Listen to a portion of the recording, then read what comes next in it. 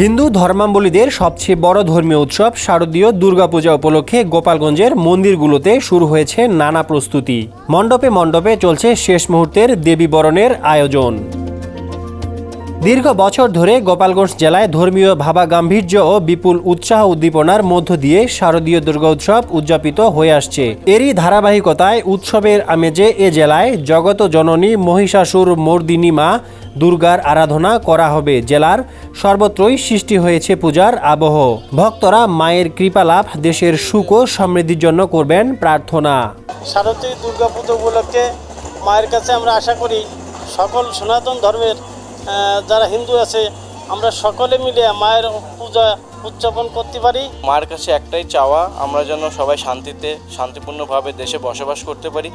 প্রত্যেক ধর্ম বর্ণ নির্বিশেষে আমরা যেন মায়ের পূজা উদযাপন করতে পারি। শিয়া বাটার ও ভিটামিন ই সমৃদ্ধ lily glam beauty soap. Lily, always beautiful.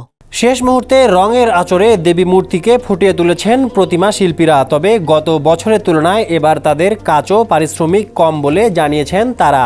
আমাদের যে কাজের যে একটা অ্যামাউন্ট বা পারিশ্রমিক থাকে সেই তুলনায় আমাদেরকে সেরকম পড়তেছে না। আর্টিফিশিয়ালের যত কাজ আছে সেগুলো আমরা করতেছি এবার নতুন এবং ভিন্ন আইটেমে। এছাড়া দুর্গাপূজাকে কেন্দ্র করে শহর, গ্রাম ও পাড়া মহল্লায় পূজা মণ্ডপগুলো সেজে উঠেছে নবরূপে। এখন অপেক্ষায় ঢাকে কাঠি পড়ার।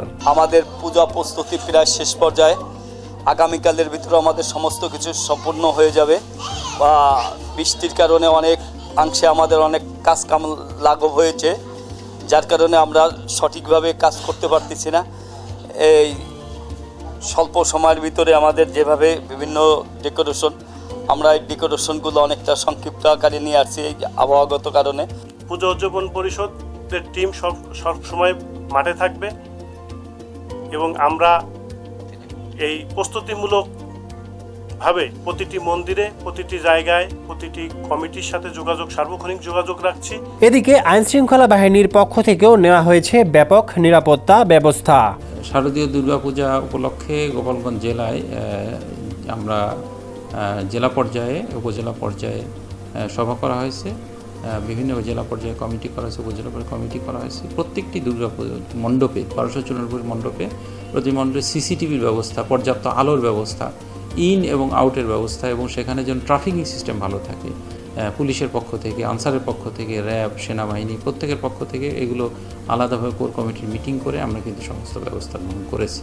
আর যেগুলো অধিক গুরুত্বপূর্ণ মণ্ডপ আছে সেগুলোতে পুলিশ ফিক্স থাকবে, আর যেগুলো কম সেগুলোতে পুলিশ মোবাইল ডিউটি করবে। আমাদের সহযোগিতার জন্য আছে র্যাব, তারা থাকবে স্ট্রাইকিং ফোর্স হিসেবে এবং বিভিন্ন জায়গায় তারা টহল ডিউটি পালন করবে। এবং এছাড়া আমাদেরকে সহযোগিতা করার জন্য জানেন যে আর্মি ডিপ্লয়মেন্ট আছে। গোপালগঞ্জ জেলার 5 উপজেলায় 1294টি পূজা মণ্ডপে আগামী 9 অক্টোবর থেকে শুরু হবে শারদীয় দুর্গাপূজা, যা 13 অক্টোবর বিসর্জনের মধ্য দিয়ে সমাপ্তি ঘটবে দুর্গা উৎসবের। গোপালগঞ্জ প্রতিনিধি মনোজ সাহার তথ্য ও ভিডিও চিত্রে ডেস্ক রিপোর্ট, সমকাল।